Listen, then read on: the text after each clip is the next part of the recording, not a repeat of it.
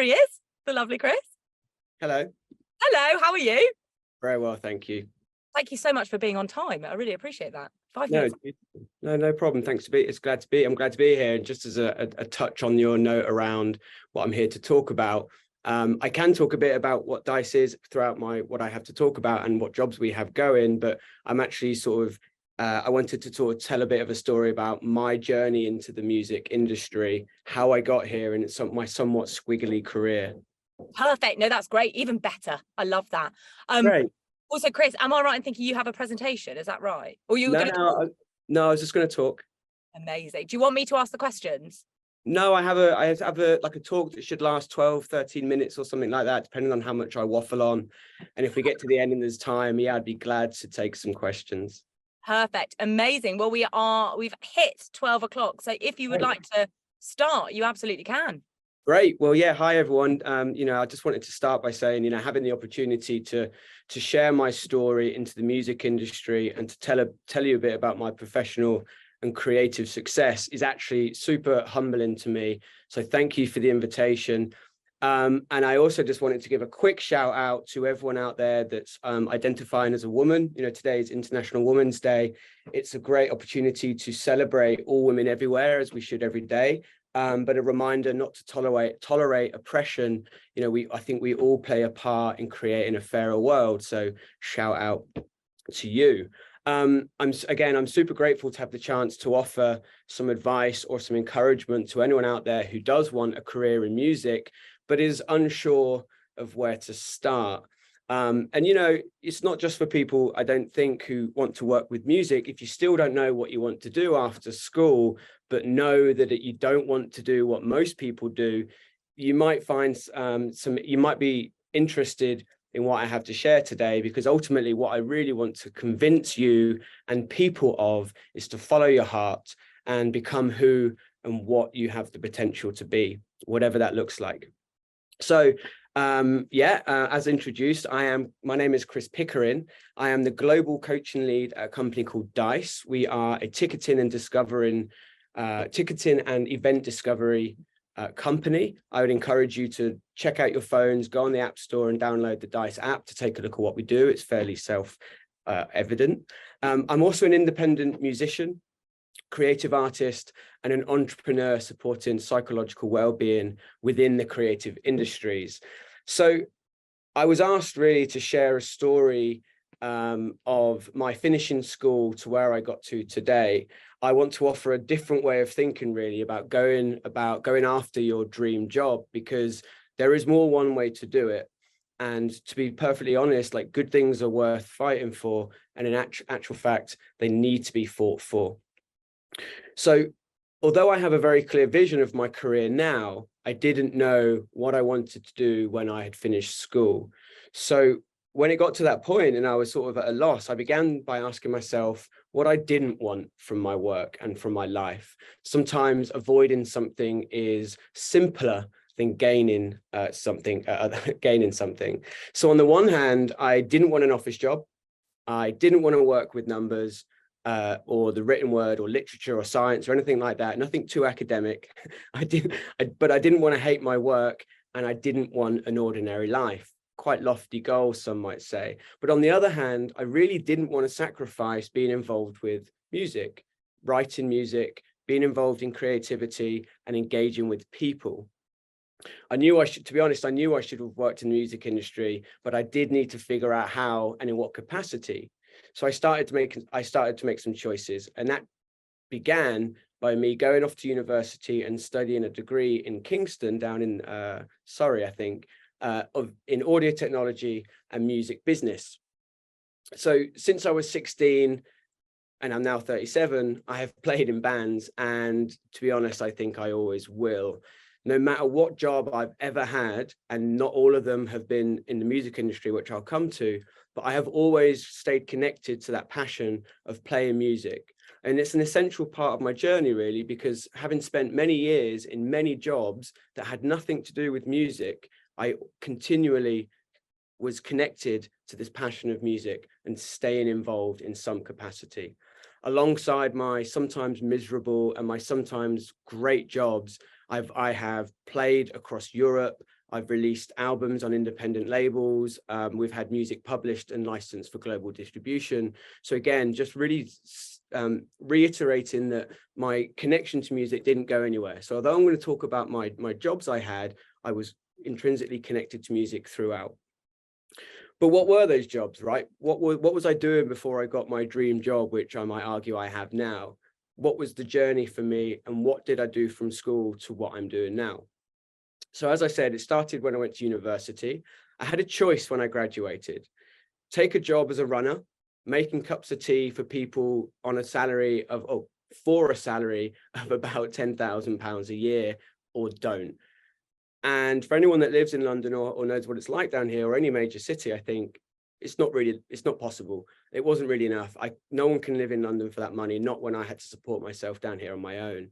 It wasn't enough. So what should I have done? The sort of options I had was to live in a car and sacrifice my health for a potentially dead-end job, move out of London and go back to my parents and wait for a better opportunity, or stay in London and wait for that better opportunity while taking and working on whatever job I could that would pay the rent. And to be honest, apart from all that, I wanted to start bands in London, not Kettering. So the first job I got offered from university was as a management trainee with a builder's merchant called Jewson.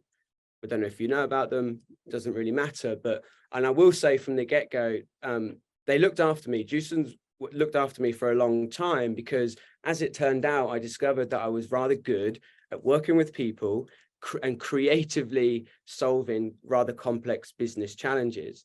So I intended to take the job offer, which was meant to last for about 2 years, and I was going to develop some new skills in management and then take them to the music industry when I was done.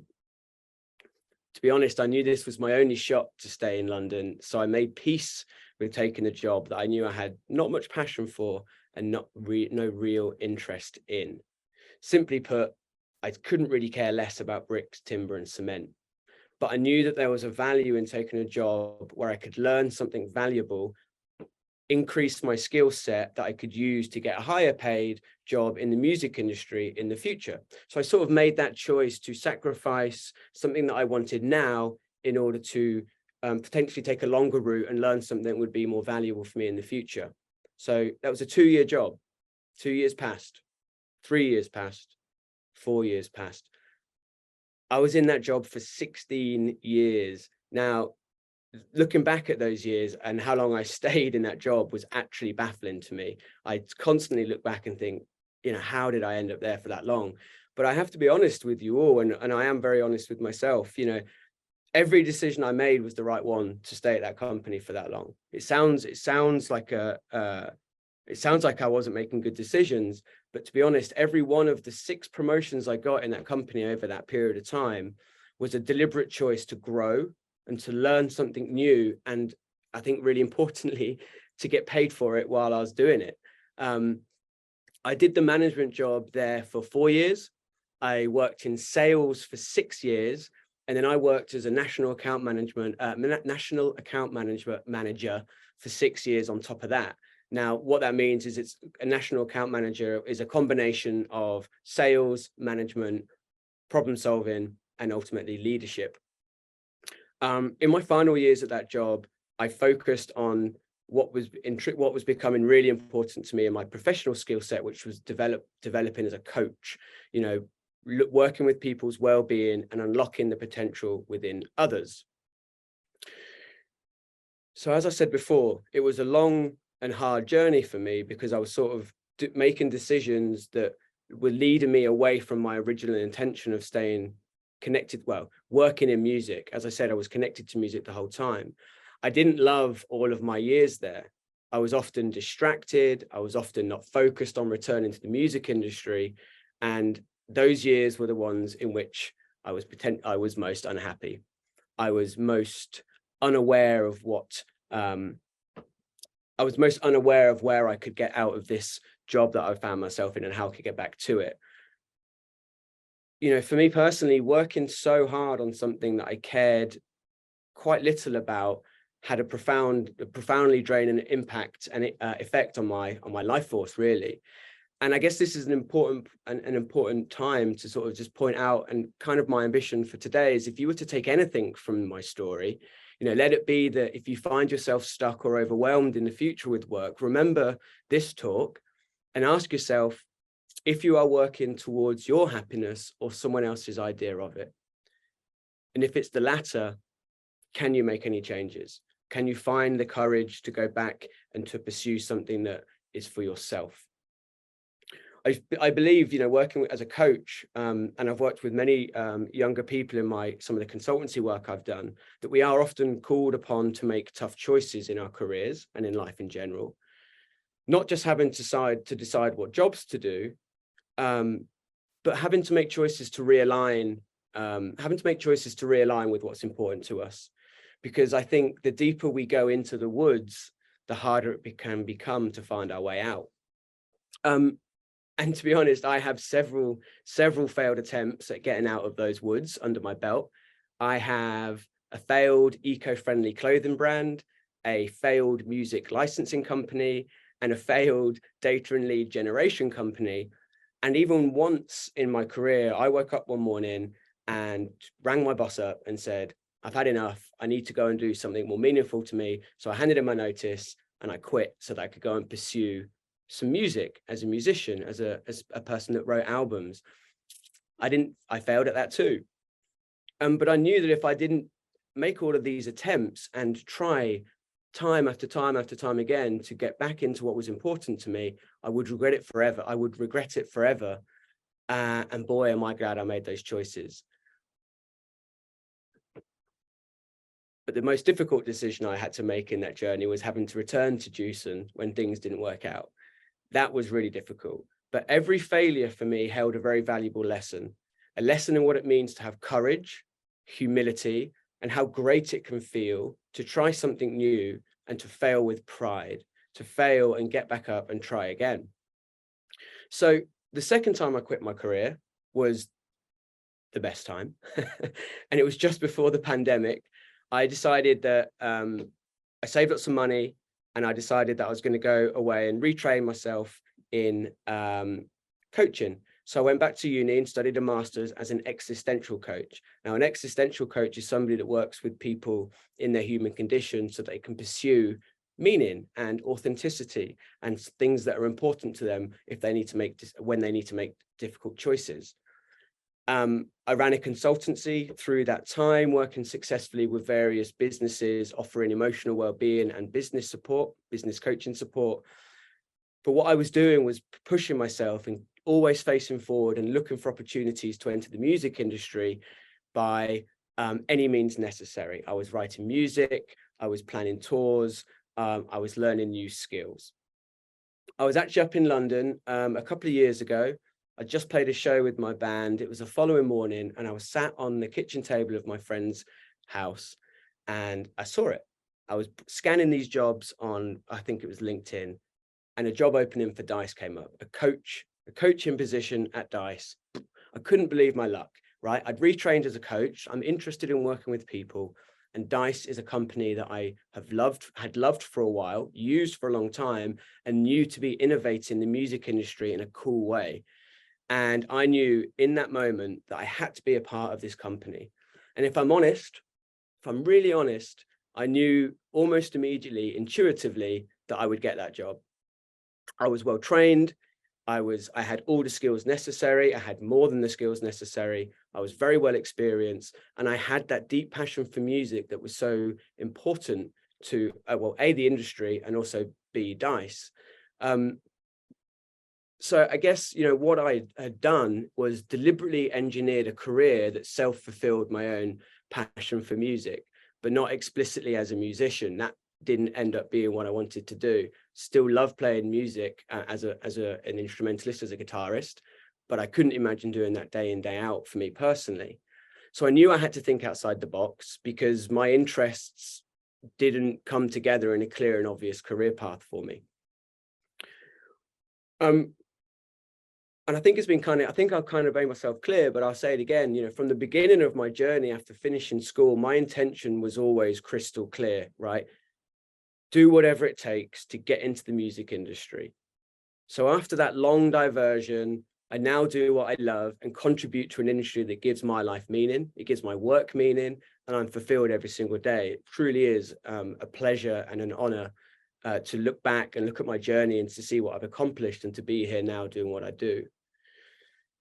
Not to mention having the complete freedom to continue playing music. In fact, you know, at a company like Dice, it's encouraged. I continue to spread my wings further into the lives of others, supporting mental health and well-being of my peers, you know, whether that's bands I play with, labels I work with, the leaders at the company here at Dice, or creatives in the industry as a whole. And I'm just wrapping up now. I know I've run out of time, but if you have an ambition to work in a specific industry, like, go for it and don't stop until you're in. Suppose you need to take a different path because circumstances mean you must make sacrifices. I just want to say that's okay. And from my journey, I want to encourage you to take them, to set your eyes on the lessons and skills you can take from those experiences, and to keep careful watch for the point at which you can get back on track. Our industry needs people with passion, drive, and most of all, innovation and leadership. The world today is complex and uncertain, but the more that you can build with a growth mindset, hold firm to your vision, make bold choices, and be courageous with your failures, you will succeed. My advice to anyone is this: make yourself your project. Be versatile, be intelligent, be unapologetically yourself in pursuing the things that give your life meaning. I've ran 1 minute over. If you want to link in with me on LinkedIn, please do. My name's Chris Pickering, or Instagram, it's Chris Pickering 2Gs. Just wishing you all the best of luck in the world. Thanks for listening. Chris, I'm sorry, that deserves a round of applause. That was honestly amazing. And I think for so many students who are watching, they'll be so reassured by that message. And actually, Yasmin, in the last session in the theatre and performing arts one, she said a really poignant statement, which absolutely you have like elaborated on there. What is meant for you won't pass you. That moment of serendipity when you found the coaching role at Dice is just like pure fate, you know. That's amazing. And I think, you know, everyone can take away so many things from that story. What a wonderful squiggly career you had, and it led you to where you are now, and everything that you did was meant to happen to lead you to that moment where you found that job. Chris, we have run out of time and I've got to invite Amy on now, but honestly, that was fantastic. Thank you so much for your time, and it was lovely to hear your story, and have a lovely rest of the day, and we'll definitely be chatting very soon.